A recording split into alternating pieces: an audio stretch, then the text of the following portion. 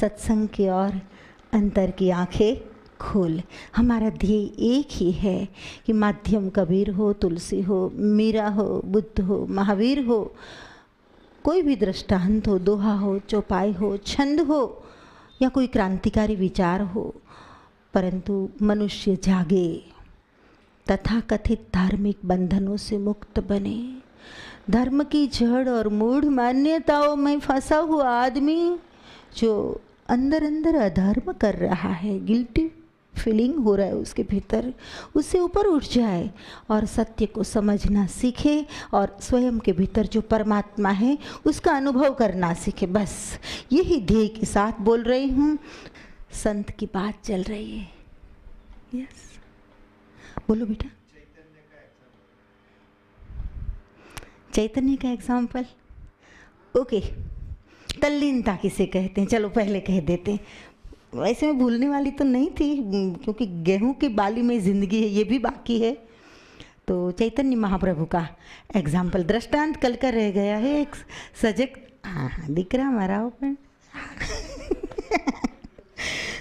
नहीं, वैसे मैं कहने वाली थी, लेकिन चलो तल्लीनता किसे कहते हैं, मैंने कहा था कि याद कराना एक चैतन्य महाप्रभु का दृष्टांत है। चलो पहले दे देती हूँ, फिर आगे बढ़ेंगे, क्योंकि एक सत्संग है।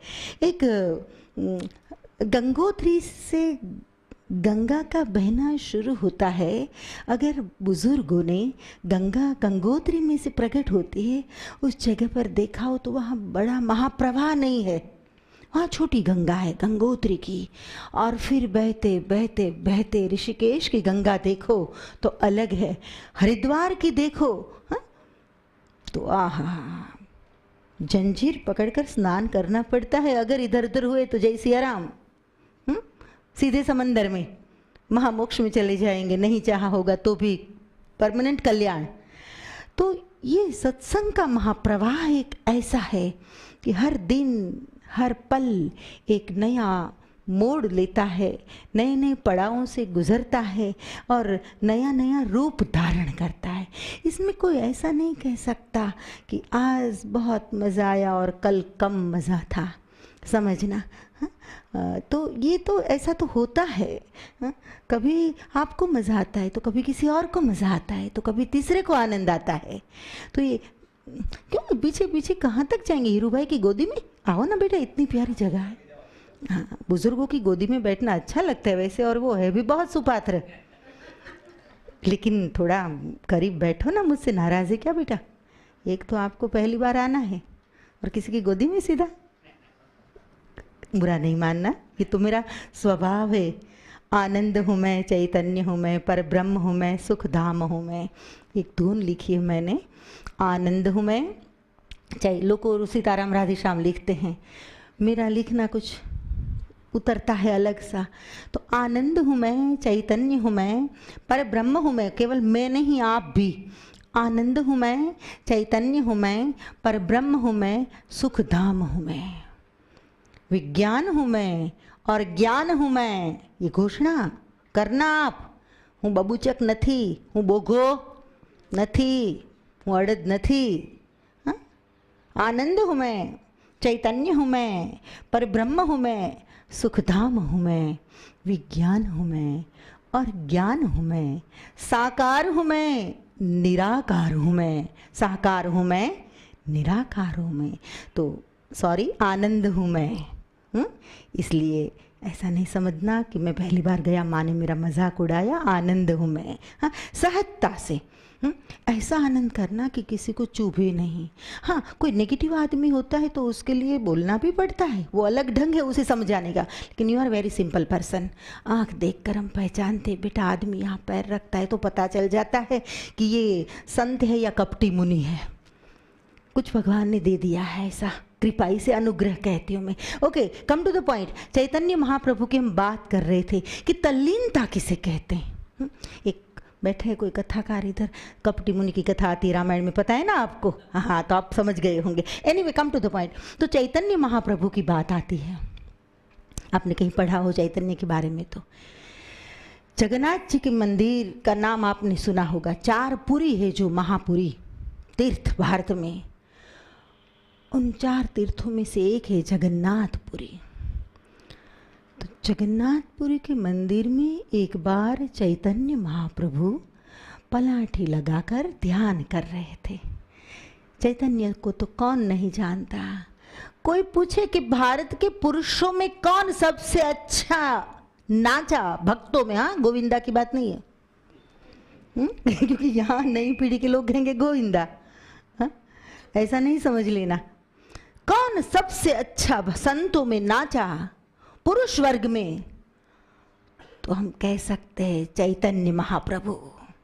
चैतन्य नाच नाच कर समाज को जगाया उसने। ये जो इस्कॉन है ना, उस पर खड़ा है पूरा पूरा हरे राम राम राम हरे हरे, हरे कृष्ण कृष्ण कृष्ण हरे हरे। एक ऐसी ज्योत जलाई कि पूरे विश्व में हरे राम हरे कृष्ण, कोई अर्थ समझे या न समझे, लेकिन लोग पागल हो गए उस ध्वनि के पीछे। ब्रह्मत्व प्रकट हो गया उस शब्द में। वो चैतन्य की ऊर्जा है, ऊर्जा वह शक्ति चैतन्य महाप्रभु ने रखी। राम नाम में तो ताकत है, लेकिन बोलने वाला अगर लल्लूपन जो है तो राम कुछ नहीं कर सकता।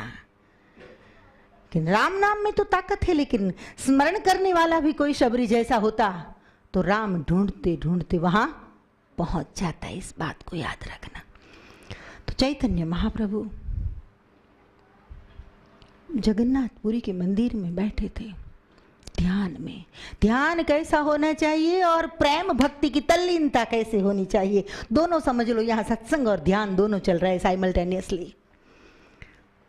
शैलेश्वर, बड़ी प्यारी बात है बेटा। तो वो तो तल्लीन हो गए थे पुरी में भगवान के सामने। आरती का टाइम होने आया, नगाड़ा ढन ढन शुरू हुआ। चैतन्य को कुछ पता ही नहीं था, कुछ पता नहीं था। जनरली आरती का टाइम होता है तो एक औपचारिकता है, एक फॉर्मेलिटीज़, या उसे शिष्टाचार कहो या प्रोटोकॉल कहो, नियम कहो, कुछ भी कहो, कि आरती के वक्त सब खड़े हो जाते हैं, आरती के दर्शन करते हैं, भगवान के विशेष रूप से विशेष भाव से देखते हैं। ये आरती ध्यान मैंने लिखा है पूरा ध्यान विधियों में, बाय द वे, क्योंकि अनेक बातें आएगी मेरी बातों में। और वही बातें पेरीफेरी की है, वह भी बहुत काम की है, केवल सेंटर की नहीं। पेरीफेरी की बातें भी बेटा बहुत काम की है, साधकों के लिए खास काम की है, क्षमा तो समझना। तो एक शिष्टाचार के लिए लोग आरती में खड़े होते हैं। और आरती क्यों भारत में होती है, आरंभ कैसे हुआ, आरती से आध्यात्मिक फायदा क्या, आरती से मनुष्य के रसायन हार्मोन्स कैसे बदलते हैं, आरती का लय और आपका लय कैसे मिलता है, उसमें आप कैसे खो जाते हो और खोने के वक्त क्या परिणाम आता है, ये सब साइंस मैंने लिखा है आरती ध्यान में। फिर आप कहेंगे वो कौन सी बुक में, मुझे याद नहीं, पूछ लेना शैलेश्वर को, क्योंकि कितना याद रखूं बेटा, ये तो महासागर है। बारिश परमात्मा बरसा देते हैं, फिर भगवान को आप पूछेंगे कि कितनी बूंदें बरसाई तो उसको भी पता नहीं होगा, क्यों तो बरसा देता है, गिनती नहीं करता है। एनीवे, तो दोस्तों माता हूँ, चैतन्य वास्तव में ध्यानस्थ हो गए थे। उसको नगाड़े का, डंके का, झालर का कोई पता नहीं। तो ये वहाँ ध्यान की एक अति एक्सट्रीम पॉइंट ऑफ मेडिटेशन, क्या कहेंगे उसे, एक्सटेसी की अवस्था में पहुँच गए, वहाँ ट्रांस समाधि की अवस्था में पहुँच गए। दूसरी ओर कुछ आप जैसे भक्त आए, उनमें एक बुढ़िया थी, कोकिला बेन, एक बुढ़िया 60-70 साल की। तो इतनी भीड़ कि लोगों की भीड़ में वो बुढ़िया को लगा कि मुझे तो लोग कुचल देंगे और मुझे दर्शन होगा नहीं आरती का, और मैं गरीब हूँ, 2 पैसे की पूंजी ज़िंदगी भर की इकट्ठी करके मैं यहाँ तक आई हूँ, तो आरती के दर्शन के बिना तो मुझे वापस नहीं जाना है। और इतना प्रेम भगवान के लिए, उतना प्रेम कि बोले क्या करे, उसे कोई बोध नहीं रहा। एक और चैतन्य महाप्रभु जहाँ ध्यानस्थ बैठे थे, वहाँ लोग आरती को छोड़ छोड़ कर वह ध्यानस्थ मूर्ति को दंडवत कर रहे थे कि भगवान कहते थे उसे। कृष्ण का अवतार कहा है कि स्वयं चैतन्य आज है ध्यानस्थ, आज वाइब्रेशंस ले लेते हैं, आज ऊर्जा ले लेते हैं। तो एक और लोग दंडवत करते थे चैतन्य को, आरती तो रोज होती है, लेकिन चैतन्य महाप्रभु ध्यान में कब मिलेंगे। और दूसरी ओर बुढ़िया का जगन्नाथ जी के प्रति इतना प्रेम, इतना भाव कि उसे इर्द गिर्द कौन बैठा है, कौन खड़ा है, कुछ भी पता नहीं था। मंदिर में जाओ तो ऐसे जाओ वरना मत जाओ, कुछ नहीं पता था। फिर ऐसे ऐसे करती, लेकिन दर्शन नहीं हो रहा है, तो एक खंभा पकड़ा, और जो मंदिर का खंभा का सपोर्ट लिया ना बुढ़िया ने, आधार, उसी खंभे का सपोर्ट लेकर महाप्रभु जी ध्यान में बैठे थे, चैतन्य जी ध्यान में बैठे थे। तो बुढ़िया तो पहले तो महाप्रभु जी के घुटनों पर पैर दे दिया, 3 इंच हाइट मिल गई, उसको पता नहीं है कि मैं कहाँ चढ़ रही हूँ, संत पर पैर दे रही हूँ। ये सत्य घटना है, इतिहास कहता है, बोध नहीं था। फिर थोड़ा दर्शन हुआ, लेकिन पूरा नहीं हो रहा था भीड़ में, तो धीरे धीरे धीरे पूरी कांधे पर चढ़ गई महाप्रभु जी के। और खंभा पकड़ा है 2 हाथों से, और पैरों का आधार है महाप्रभु जी के कांधों पर। सेकंडों में घटना घट गई। कितने सेकंडों में, वर्णन में समय लगता है, क्योंकि आपको विषय में प्रवेश कराना है, शब्द चित्र पूरा आपकी नज़रों के सामने आता है, तो वर्णन में समय लगता है। लेकिन घटना जो भी घटती है दुनिया में, राम और कृष्ण की धरती पर आने की घटना और मेरे और आपके आने और जाने की घटना भी सेकंडों में घटती है। तो कांधों पर चढ़ गई, सेकंडों में घटना तो घट गई, दर्शन तो हो गया और तल्लीन हो गई दर्शन में। अने भक्त तो देकारो करी मुको, पेला बेचार हता ने, बात पण साची छे। और भक्त कहने लगे, ये बुढ़िया उतर नीचे महाप्रभु जी के कांधों पर चढ़ गई, पूजनीय संत है, महात्मा है।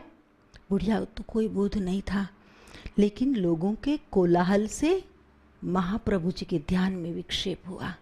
वो कांधों पर चढ़ गई थी, तब तक महाप्रभु जी को तकलीफ नहीं हुई थी। ये भी एक खो जाने की बात है ना, एक खोया था, दूसरा भी खो रहा था। खोने के लिए खोए हुए का आधार, समझ में आया? खोने के लिए खोए हुए का आधार। तब तक महाप्रभु जी को तकलीफ नहीं, लेकिन जब चिल्लाने लगे लोग, तब महाप्रभु जी ने आंखें खोली, ये क्या है? तब प्रभु जी ने बुढ़िया को पकड़ लिया और भक्तों को ऐसे कर दिया, मैं करती हूँ ना, चुप चुप रहो। भक्त बोले, लेकिन ये कोई तरीका है? आपके कांधे पर चढ़ गई बुढ़िया दर्शन के लिए।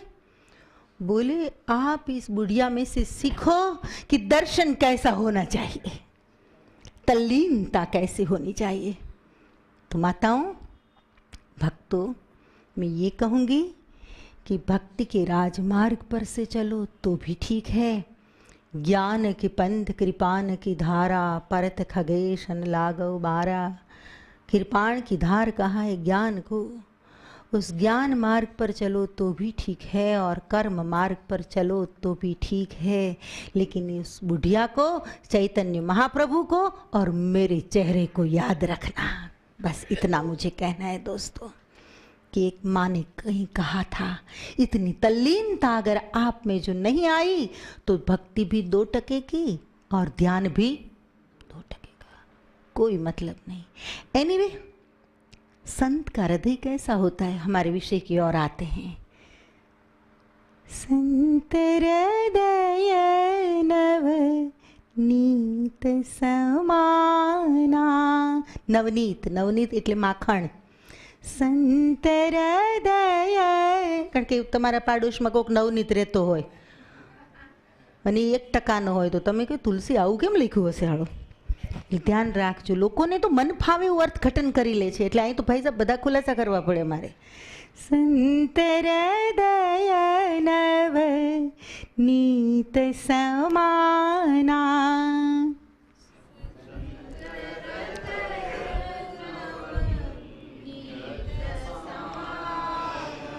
मज़ा नहीं आया आपके गाने में. संतरदय नव संतरदय नव નીત સમા. આ એ વાત અમારે હવે તમને સંગીતે શીખવવાનું એક બાકી રહ્યું છે. સંતરદય નવ નીત समाना. संत का हृदय मक्खन जैसा होता है.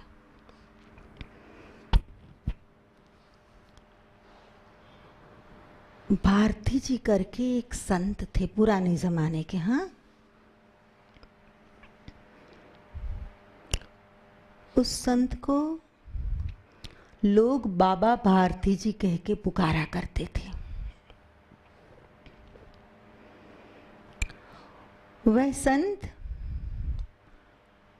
अपनी कुटिया बनाकर एकांत स्थान में रहते थे, संतुष्ट थे. शहर में आश्रम के लिए कुछ लाना हो, चीज़ें ज़रूरत हो, तो आने जाने के लिए एक घोड़ा रखते थे अपने पास. उस घोड़े का नाम था सुल्तान. सुल्तान कह के पुकारा करते थे घोड़े को.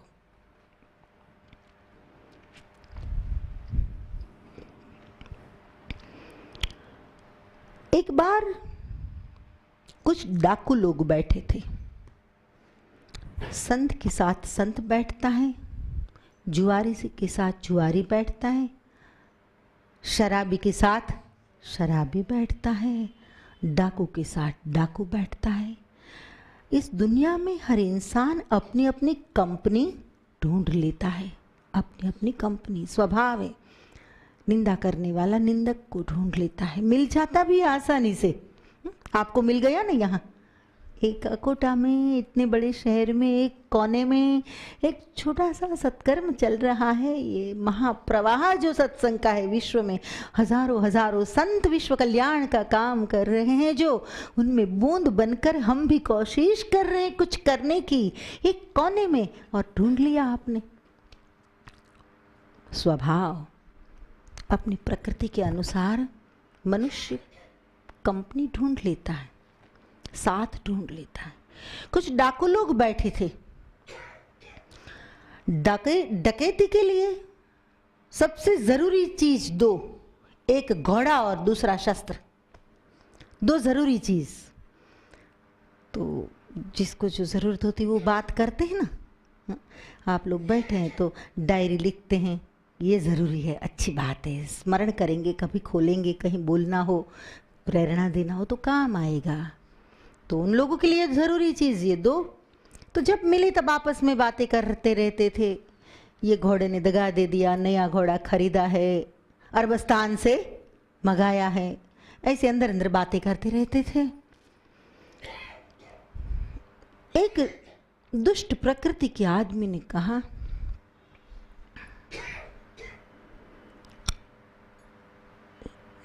शैलेश्वर बेटा, खदीर आदि लाकर विपिन भाई को जरा पानी पिलाओ बेटा. ये स्वभाव होता है, मक्खन की भांति पिघल जाता है. तो ये पिघलने की जो प्रकृति है, उस बात पर सत्संग चल रहा है हमारा, मुझे आगे बढ़ना है. और उस संदर्भ में उदाहरण दे रही हूं मैं. डाकू चर्चा कर रहे थे. दुष्ट प्रकृति के एक आदमी ने कहा, अरे बागी था उसमें एक. पता है बागी किसे कहते? बागी होते 8 खून एक साथ जो करता है उसे बागी कहते हैं. जैसे इसमें होता है ना 1008, 108 स्टेटस होता है ना. पॉजिटिव मार्ग में जो स्टेटस होता है, वैसे नेगेटिव में भी एक स्टेटस होता है, तो 8 एक हारे भड़ाके जे दे ई के बागी થઈ ગયો કહેવાય। तो खड़क सिंह बागी था। खड़क सिंह भी बैठा था। खड़क सिंह उकसाया, उसे उकसाया, और उकसाना पाप है, ध्यान रखना। दूसरे लोग न सुधरे तो कोई बात नहीं है, पूरी दुनिया को सुधारने की जरूरत नहीं है। आसमान में सूरज तप रहा हो और पूरी धरती तप रही हो तो पूरी धरती को चमड़े से मढ़ने का कोई उपाय नहीं है, परंतु हम कम से कम हमारे पैरों में जूते पहन सकते हैं। लोगों स्वभाव है उश्केरવું, खबर छे? पोते कशु न करे, बीजाने उश्केरे। शिव पुराण में कहा है कि किसी को उकसाना ना ये पाप है। અને जनरली स्त्रीओनो स्वभाव है घरवाळाने उश्केरे, चावी चढ़ावे सासू विरुद्ध। हाँ, डायरेक्ट बदलो न ले, इनडायरेक्टली, इट्स वेरी बैड। ऐसा नहीं करना चाहिए। छोड़ो। खड़क सिंह को उकसाया। खड़क सिंह, तेरे पास तो क्या घोड़ा है? अरे पाणीदार घोड़ो, रेवाड़ चाल थी चालनारो घोड़ो। अरे बधा आखा जेटला डाकुओ छे बधाईनो घोड़ो पाछळ रही जाए एवो कोईनी पासे घोड़ो होय तो संत भारती पासे छे।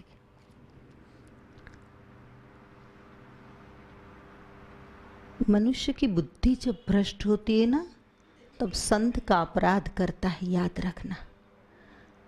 संत का अपराध मत करना।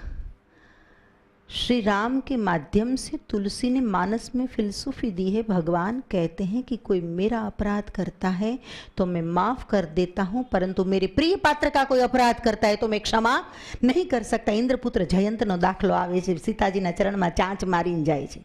सीता चरण चौच हती भागा, मूढ़ मंदमती कारण कागा। छोड़ो, राम कथा नहीं कहनी है मुझे। लेकिन जब मति भ्रष्ट होती है ना, तब मनुष्य संत का अपराध करता है। मति भ्रष्ट होती है ना, तब सज्जन का दिल दुखाता है आदमी। जब मति भ्रष्ट होती है ना, तब भक्त को परेशान करता है। याद रखना, मेरे पास जितने भी लोग भले यहाँ गलती से आ गए हो, कुतूहल से आ गए हो, इत्तफाक अकस्मात से आ गए हो, टाइम पासिंग के लिए आ गए हो या प्रेम से आ गए हो, लेकिन मेरी विनती को याद रखना, किसी संत का अपराध कभी मत करना।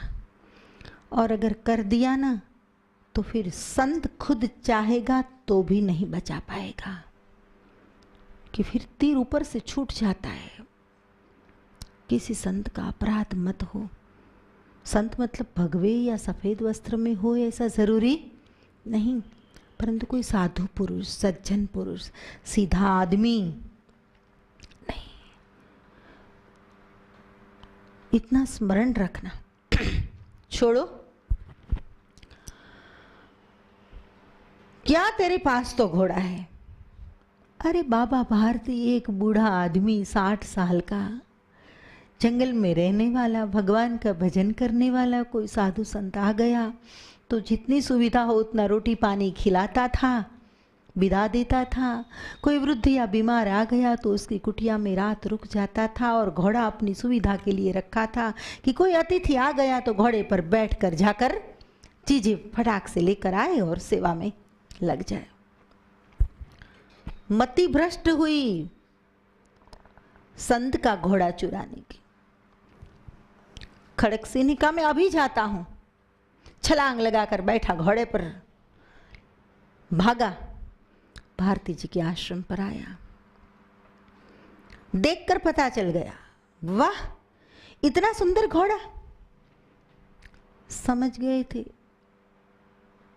संत समझ गया था कि दुष्ट मानसना पगलाथी परिणाम सारू होतुं नहीं। ये क्यों आया?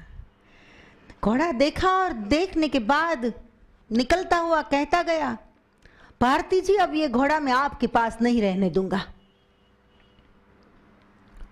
भारती जी थोड़ी चिंतित हो गए। अरे रे, संत ने जिसे पाल पोस कर बड़ा किया, वछेरामांथी घोड़ું થાય. ઘોડાનું બચ્ચું નાનું હોય ત્યારે વછેરું કહેવાય, ગધેડાનું નાનું હોય ત્યારે ખોલકું કહેવાય, ઘેટાનું નાનું હોય તે ગદડિયું કહેવાય, ગાયનું નાનું હોય ત્યારે વાછરડું કહેવાય, ઊંટનું નાનું હોય ત્યારે બોતડું કહેવાય, હાથીનું નાનું હોય તે મદનિયું કહેવાય. પણ પાડો પાડો જ રહે હો, જન્મે મરે ત્યાં સુધી ન સુધરે, યાદ રાખજો. સુધરે? પાડો પેદા થાય તોય પાડો, મોટો થાય તોય પાડો. સત્તાધારમાં કેટલા વર્ષથી હતો, કાંઈ સુધર્યો? પાડો ને પાડો. હા, બોલાય પીર થઈ ગયો તોય પાડા પીર બોલાય, પાડામાં કંઈ ફેરફાર. અને મરે તોય પાડો. હવે નક્કી આપણે કરવાનું કે આપણે શું થવું છે. એનીવે, શ્રી રામ જય રામ જય જય રામ, શ્રી રામ જય રામ जय जय राम. राम नाम का ही स्मरण करना चाहिए. ऐसे वक्त पर भगवान सद्बुद्धि दे, इंसान बना रहे. एनीवे, भारती जी सोच रहे थे, डाकू तो चला गया कहकर ये घोड़ा आपके पास नहीं रहने दूंगा, बचपन से इसे पाल पोस कर बड़ा किया है. कोई संत आते जाते हैं तो संत का आगमन का समाचार घोड़ा हिन हिना कर भारती जी को देता था. इतने अच्छे संस्कार पशु को भी डाले थे. मेरे हाथों से इसे हरा हरा तृण खिलाकर बड़ा किया. सेवा करता है ये संतों की. सेवा ही है ना, खुद सब चीज़ें खुद पर लाद कर लाना ले जाना. और ये डाकू के हाथ में जाएगा डकैती के लिए. माता बहनों की इज्जत लूटी जाएगी, गहने लूटे जाएंगे. मन से दुखी हो गया संत, क्योंकि ज़रूरी नहीं है कि सब संत एक ऊंचाई पर हो, ज़रूरी नहीं एक हाइट पर हो. रात दिन चिंतित रहने लगे. फिर तो सोना भी सुल्तान के पास, घोड़े के पास. एक दिन भारती जी रात के वक्त कुछ लेने के लिए गुजरे थे, सामान गांव की ओर.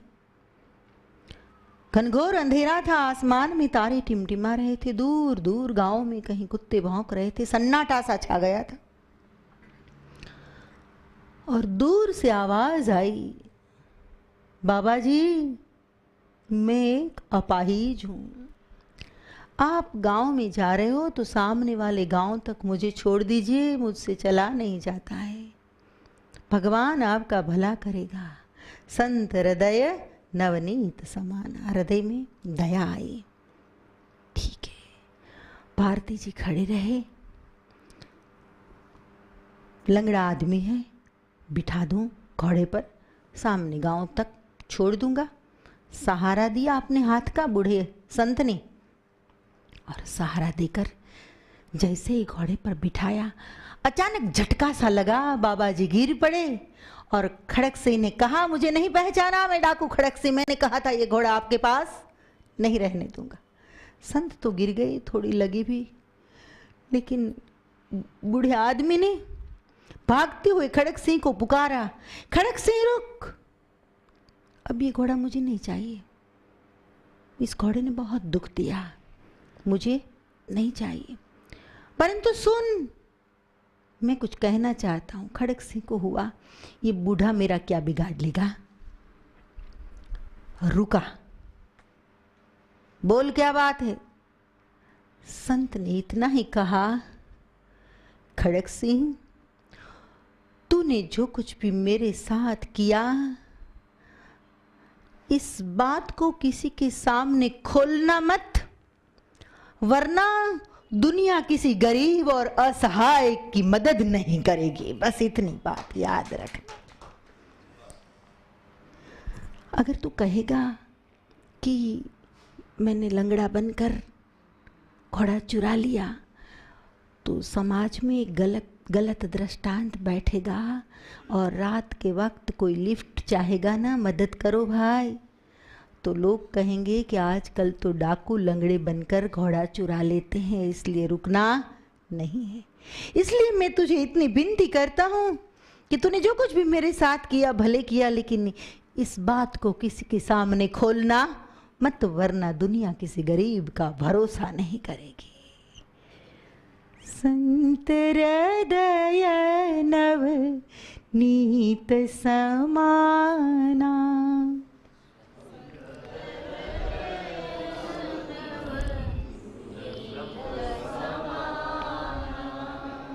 संत हृदय नव संत नीत समान। बड़े विचित्र हो आप। छोटे बच्चे के साथ આપણે બોલીએ ને એકડે તો કે એક, બગડે અડધું આપણને પોણું આપણને બોલાવે, પોતે બે જ બોલે, પતા હે ના? હા, તગડે તો કે ત્રણ, પોણું આપણે બોલવાનું ને પા ભાગનું એ બોલે. એમ મારી પોણી ચોપાઈ બોલવાની तो તમે પાછળની પા હાચી બોલો. ऐसा करते हैं मेरे साथ? क्या मेरी कोई गलती है? संत हृदय नव नी मजा आया ना? संत हृदय नव नीत समान। पीछे पीछे बोलेंगे, होता है थोड़ा सहारा मिल जाता है ना आदमी को तो भवसागर पार कर जाता है। ये सब भवसागर पार करने की छोटी छोटी। देखो एक बच्चा खेलने लगा चाबी से। बच्चे ही तो है, मस्ती आ गई उसको। हाँ, खेल लो पहले, चलो चलो खेलना है।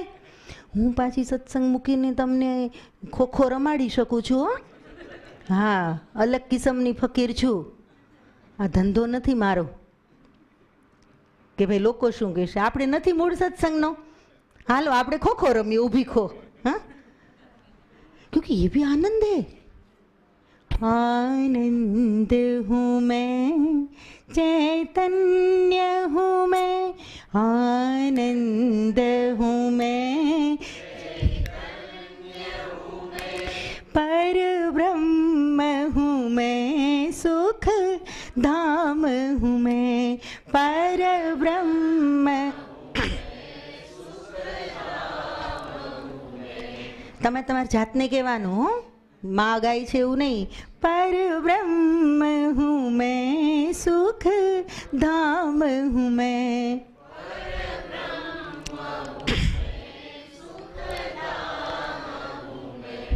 विज्ञान हूँ मैं और ज्ञान हूँ मैं,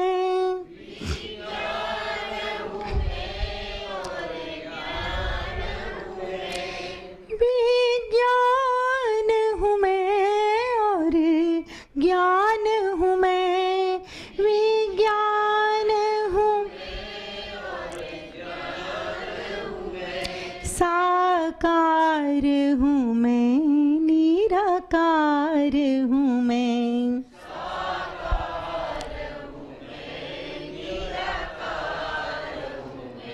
साकार हूँ मैं, निराकार हूँ मैं,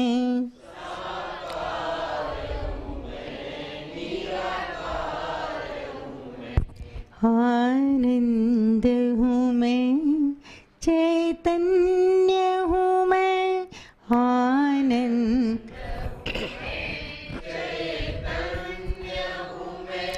आनंद हूँ मैं, चैतन्य हूँ मैं, आनंद हूँ मैं, पर ब्रह्म हूँ मैं, सुख धाम हूँ मैं,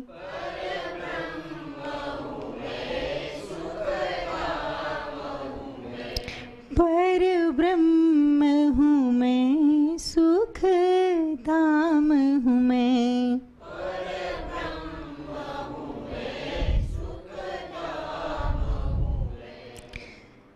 साधु चरित शुभ, साधु चरित शुभ। संत किसे कहते हैं? साधु चरित शुभ, साधु चरित कपासो, चरित कपासो, निरस विसद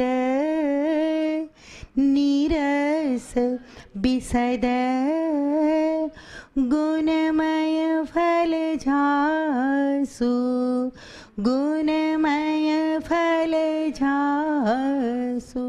संत किसे कहते हैं? संत का चरित्र कैसा होता है? कहीं भी ये नहीं कहा, केवल तुलसी ने नहीं, दुनिया के किसी भी संत ने, कि पर्टिकुलर टाइप का तिलक करे वह साधु, या खास रंग के कपड़े पहने वही साधु, या अमुक संप्रदाय से दीक्षित हो वही साधु, या नर या नारी साधु, या ब्राह्मण वैश्य शूद्र क्षत्रिय। ना ना, संत किसे कहते हैं माताओं भाइयों? साधु चरित शुभ चरित कपासु। संत तो अपने चरित्र से जाना जाता है, संत के व्यवहार से पता चल जाता है, मनुष्य के व्यवहार से पता चलता है ये संत है या असंत। ये नहीं कहा कि माला जो फिरोता है, राम राम करता है वही साधु। एक प्यारा शेर याद आ रहा है कि सिर्फ तस्बीह के दाने से तूने काम लिया। सांभळजो, आखो दी माळा नी टेव होय ने अहींया आवे तो हाळा माळा लईने बेठा होय। माफ करजो कोई बेठो होय तो, पण मारो स्वभाव छे कहेवानो। अरे भाइयों माताओं, माला में तल्लीन जो हो गए तो फिर शब्द और दृश्य गिर जाते हैं। मंत्र में जो तल्लीन हो गया हो, और फिर तल्लीन जो हो गया ना, एक बात समझ लो, तो फिर माला भी गिर जाती है। फिर गिनने वाला कोई नहीं रहता, शरीर वहाँ गौण बन जाता है। स्वामी सहजानंदे एक वक्त एमना બધા જ ભક્તોને કહ્યું કે તમારે બધાએ 100 માળા કરવાની છે અને સાંજે મને રિપોર્ટ આપવાનો છે। બહુ પ્રેક્ટિકલ માણસ હતા। ભલે सांझे બધા ભેગા થયા। सहजानंद जी ने पूछा, अपना अपना लेसन किया, क्योंकि साधक को साधना देनी भी पड़ती है। पता होता है गुरु को, 100 माळा कहीश ने तो एक आदि मांड करशे, समझन पड़ी, એટલે 100 आपी होय। उसको यम नियम आसन प्राणायाम प्रत्याहार धारणा ध्यान समाधि, तो यम और नियम में ले जाने के लिए कुछ करना पड़ता है। पतंजलि ने कोई पागल नहीं हो गया था तो उसने 8 अंग बताए, फिर यम क्या नियम क्या ये सब समझाने के लिए और 8 दिन चाहिए मुझे। छोड़ो, अभी पतंजलि योग सूत्र पर मुझे नहीं बोलना है, अभी मुझे बात करनी है सत्संग पर, संत के चरित्र पर। संत कैसा होता है, सत्संग क्या है, सत्संग की महिमा क्या है, अंतर की आंखें कैसे खुलती है। केंद्र में ये बात है, अध्यात्म है हमारे केंद्र में, और पेरिफेरी इसमें मदद कर रही है, जो भी बातें आती हैं। तो भाइयों माताओं, शाम हुई, सभा हुई, सभा होती है पता है स्वामीनारायण संप्रदाय में, तो सभा हुई और श्री जी महाराज ने पूछा। श्री जी महाराज स्वामी सहजानंद का एक नाम है, बहुत सारे नाम बदलते गए समय के साथ। बचपन में घनश्याम नाम था उसका, फिर रामानंद संप्रदाय से दीक्षित हुए तब उसका नाम बदला सरजुदास, स्वामीनारायण भगवान का। फिर आगे बढ़े तो धीरे धीरे स्वामी सहजानंद नाम दिया, फिर थोड़े विकसित हुए तो श्री जी महाराज नाम पड़ा, और अंत में फिर स्वामीनारायण में नारायण रूप बन गए, स्थिर हो गए। 5 नाम है, पढ़ लेना आप। मुझे स्वामीनारायण संप्रदाय के लोग खास आते हैं, क्योंकि उसके शास्त्र में लिखा है कि नारी के मुख का उपदेश नहीं लेना चाहिए। कहीं तकलीफ हशे एटले लख्યું, एनी मौज, આપણને વાંધો નથી, જેને જેવું ઠીક પડે એમ લખે, જેને જે ગમે તેને પૂજે। નરસિંહ મહેતાએ કીધું છે, અખિલ બ્રહ્માંડમાં એક તો શ્રીહરિ જુજવે રૂપે અનંત ભાષે, પણ નરસિંહની છલાંગ અલગ હતી, વાત અલગ હતી, એની મौज અલગ હતી, એનું સાક્ષાત્કાર અલગ, અવસ્થા એની અલગ હતી, એવું લખ્યું છે। એટલે આ લોકો જાહેરમાં ન આવે, તો કે એને શરમ થાય કે સંપ્રદાયમાં ના પાડી છે ને તમે સ્ત્રીના મોઢેથી ઉપદેશ લો છો। પ્રાઇવેટમાં મારી પાસે આવે, શૈલેશ્વર પાસેથી ટાઈમ લે, કોકિલા સાચું કહું છું, શૈલેષ સાચું બોલું છું। અરે સ્વામિનારાયણના સાધુઓ મારી કેસેટો સાંભળે છે ને મારા પુસ્તકો વાંચે છે, પૈસા ખર્ચીને લઈ જાય છે મારી પાસેથી, સાચું કહું છું। इसमें क्या बुराई है, मैं तो सैल्यूट करती हूँ कि कम से कम खानगी में तो इतनी हिम्मत खुली तो कल जाहिर में खुलेगी। उसको इतना तो पता चला कि कुछ पढ़ने जैसा है, कुछ समझने जैसा है, ये पहला पड़ाव है हमारा, लेकिन इसके आगे भी कुछ है, इतना तो पता चला। तो कुछ लोग आते हैं मेरे पास और कहते माता जी ये क्या है, स्वामीनारायण भगवान का ये क्या है? क्योंकि मैंने बहुत गहराई से स्वामीनारायण संप्रदाय के सभी शास्त्रों का अध्ययन किया है। हरिलीलामृत, स्वामीनी वातु, सत्संगी जीवन, કેટલા બધા ગ્રંથો। પણ મેં કીધું કે હું સ્વામિનારાયણ સંપ્રદાયની ડોશી નહીં થાઉં। ડોશી કે એને, हाँ पता है, इन्हें डोशी के डोशी થઈ ગયા, मतलब मैच्योर हो जाना है उसमें। सब शरीर सुख गया, इसे मन से सुखा देना है कि कुछ नहीं रही अब इंद्रियां, आवेग। पता नहीं वे लोग कितना समझे होंगे, પણ કે સ્વામિનારાયણ સંપ્રદાયની ડોશી થઈ ગઈ કે ફલાણાની દીકરી, એવું કહેવાય। हाँ, इसका अर्थ क्या है कि जैसे बुढ़िया परिपक्व हो जाती है और हाड़ मांस सब सूख जाता है और आसक्तियाँ से मुक्त होना है, वैसे ही भले बचपन में जवानी में दीक्षा ले लो पण डोशी થઈ જવાનું मानसिक रीते। लेकिन इतना आसान नहीं है, डोशी कहवाती कोई डोशी थતું નથી, ये तो मन रंगना चाहिए। छोड़ो, सभानो समय सांजे સહજાનંદ સ્વામી બધાને પૂછ્યું કેટલી માળા કરી? તો થોડાક પ્રમાણિક હતા લોકો એ જમાનાના। હા, આજની તો વાત જ જવા દો, હોય હો થઈ ગઈ, આ તો એમ જ કે એ ગઈ ન કરી હોય તો આડો ટીવી જોતો હોય માલપા તો એમ કે ડોલારે ડોલારે હાલતું હોય ને, તો એમ જ કે 100 થઈ ગઈ। પણ એ સત્સંગીઓ પ્રમાણિક હતા। કોઈએ કીધું કે 50 માળા કરી। કેમ શૈલેશ્વર, ચિંતામાં નથી ને કાંઈ બેટા? આપણે નહીં કરવાની, તું સેવા કર, ખાઈ પીને મોજ કર। આ શ્રવણ માત્રેણ જ્ઞાનમ, અષ્ટાવક્રને સાંભળી સાંભળીને જનકને જ્ઞાન થઈ ગયું હતું। बेटा सत्संग से सब कुछ हो सकता है, सत्संग से सब कुछ हो सकता। माळा में तो विचलित थई जवाय, माळा क्या करे, मन क्यांक भटकतुं होय। माला तो कर में फिरे, जिह्वा फिरे मुख माही, मनवा तो चहु दिशि फिरे, वह तो सुमिरन नाही। और मनवा तो चहु दिशि फिरे, वह तो सुमिरन नाही। सिर्फ तस्बीह के दाने से लख लख लख तू वाट जोवस, सिर्फ तस्बीह के दाने से तूने काम लिया। सिर्फ अपनी शेर थी शुरुआत करी थी कि सिर्फ तस्बीह के दाने से तूने काम लिया। ते मात्र माळाना मणकाथी काम लीधुं। अर्धो शेर थोड़ी वार पछी कहूं छुं, सांभळजो। आगळ वधीए छीए। सभामां पूछ्युं કેટલી माळाओ થઈ? कोई के 5 करी, कोई के 25 करी, कोई के 50 करी। कोई स्थिर चित्तना पण होय, બધા चंचल छे એવું આપણે ठोकी બેસાડાય नहीं। कुछ लोग गुरु से भी आगे होते हैं। मैं कहती हूँ गुरु से भी कुछ चेले आगे निकल जाते। चेत मच्छंदर गोरख आया, सुना है? छोड़ो, गोरखनाथ पर कभी बोलूँगी, अभी तो हमारे विषय पर हम जा रहे हैं। तो निष्कुलानंद जी चुप बैठे थे, चुपचाप। सुथार का दूध था। कच्छना अधोई गामना पोते निष्कुलानंद स्वामी।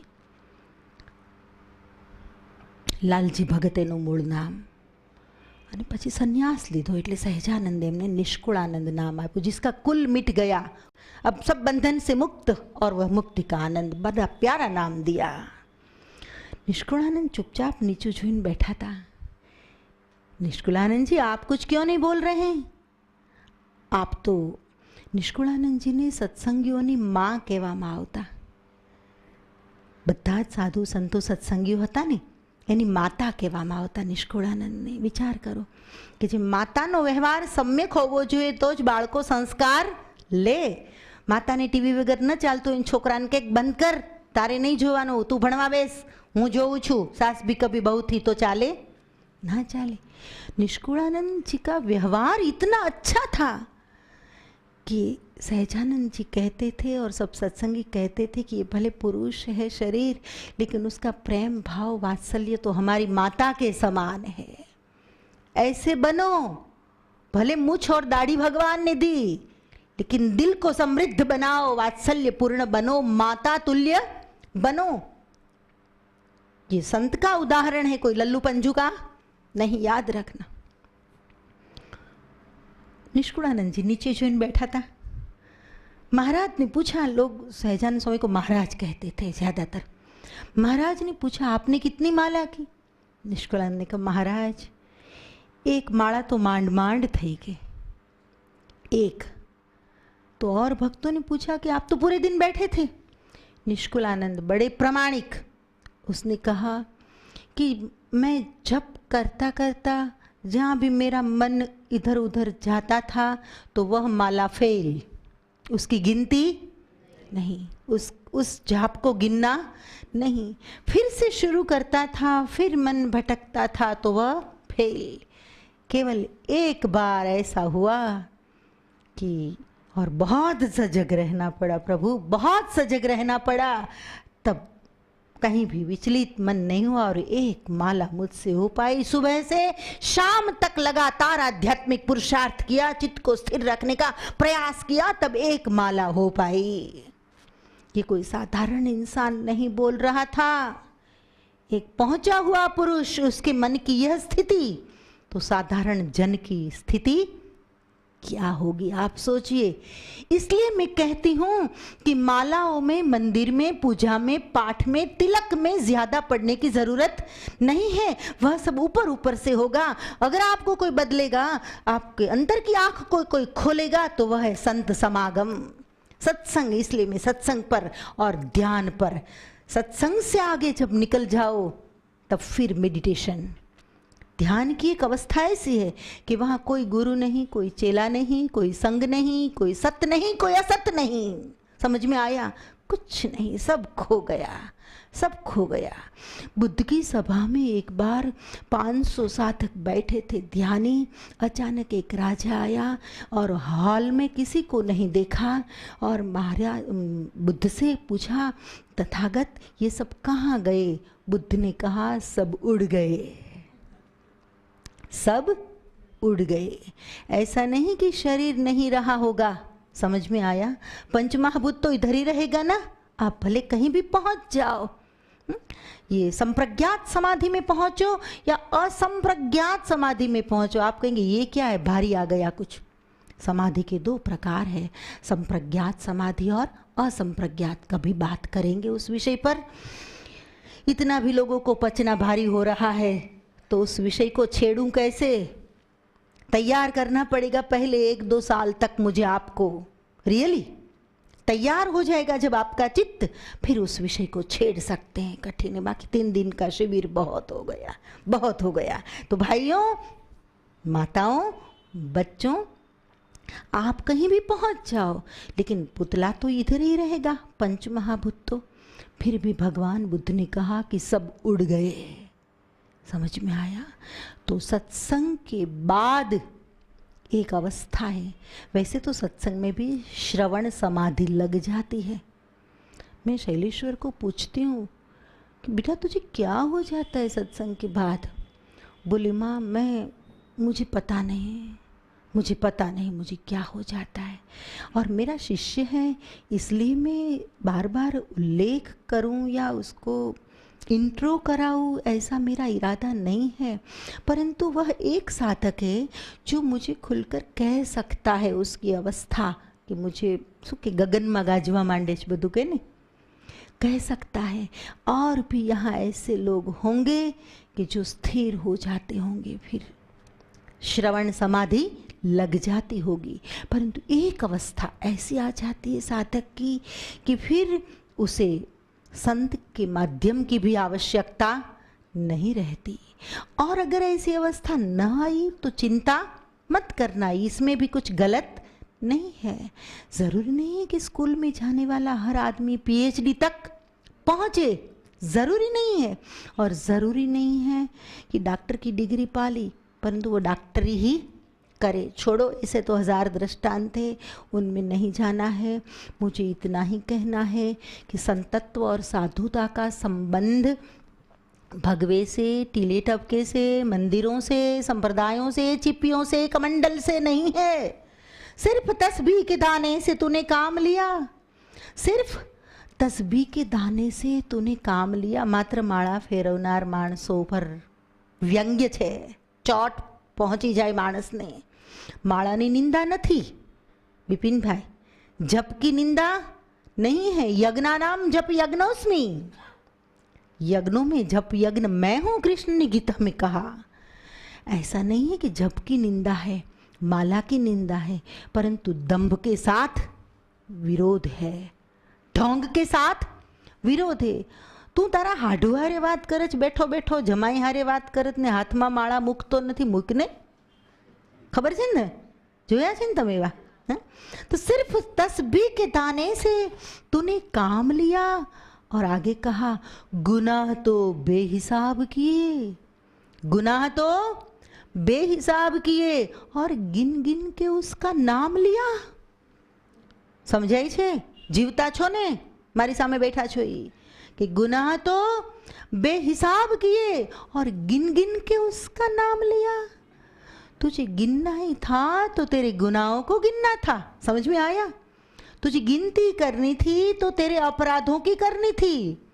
तुझे गिनती करनी थी तो आज सवारथी सांज सुधीमां કેટલા નાટક કર્યા, કેટલાને ઉતારી દીધા, કેટલાના બૂચ માર્યા। સાચું ખોટું? હીરુભાઈ, सिर्फ तस्बीह के दाने से तूने काम लिया, सिर्फ तस्बीह के दाने से कोनी डोकमा हूँ पहरावी दीधू, सिर्फ तस्बीह के दाने से तूने काम लिया। गुनाह तो बेहिसाब किए और गिन गिन के उसका नाम लिया। तारा गुनाहों ने गण, तारे गणवा होय तो तारा अपराध ने गण, पाप तारू प्रकाश जाडेजा धर्म तारो संभाळ, तारी बेडली ने बुडवा नहीं दઉં एम तोरल कहे छे जी, तारी बेडली ने बुडवा नहीं दઉં एम तोरल कहे छे जी। केवल एक ने नहीं कहा, सभी संतों ने कहा कि गुनाह तो बेहिसाब किए और गिन गिन के उसका नाम लिया। तमारी गणवानी ઈચ્છા થતી હોય તો આજથી નક્કી કરો, ડાયરી રાખો, સવારથી સાંજ સુધીમાં ભૂલો કેટલી થઈ, મન કર્મ અને વચનથી પાપ કેટલા થયા, ઈચ્છા નહોતી ને ગલતી કેટલી થઈ ગઈ। ગુનાઓને ગણો, એના નામની ગણતરી કરવાની હોય नहीं, જેટલા લો એટલું ઓછું છે। કારણ કે એ તો સોહમ સોહમ ઈડા પિંગલા અને સુષુમ્ણા એના તાર એવી રીતે ઈશ્વરે જોડેલા છે। સા પ સા પેલો તાનપુરાનો 3 તાર હોય, આમ તો એક તારો અસલ જૂના જમાનામાં, પછી તાનપુરા અમે જે બધું વિશારદ સુધી કર્યું એમાં સા પ સા 3 તાર હોય। તો તમે વિચાર કરો કે આ 3 તારનું જે તાનપુરો હોય છે એ આના ઉપરથી શોધાયો છે, ईडा पिंगला ने सुषुम्ना, कि एनो तार जोड़ायेलो छे, एक पल भी आपसे दूर नहीं है, एक पल भी ना दूर है तुझसे, एक पल भी ना दूर है तुझसे, एक पल भी ना दूर है तुझसे,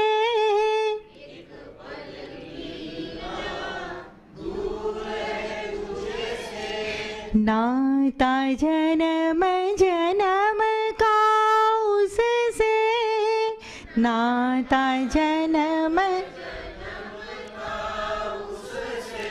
किसको खोजते किसको ढूंढते,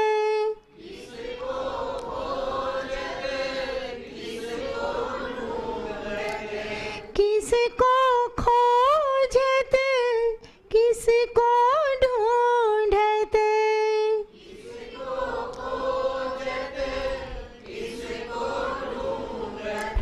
सोच समझ कर बोल मनवा, सोच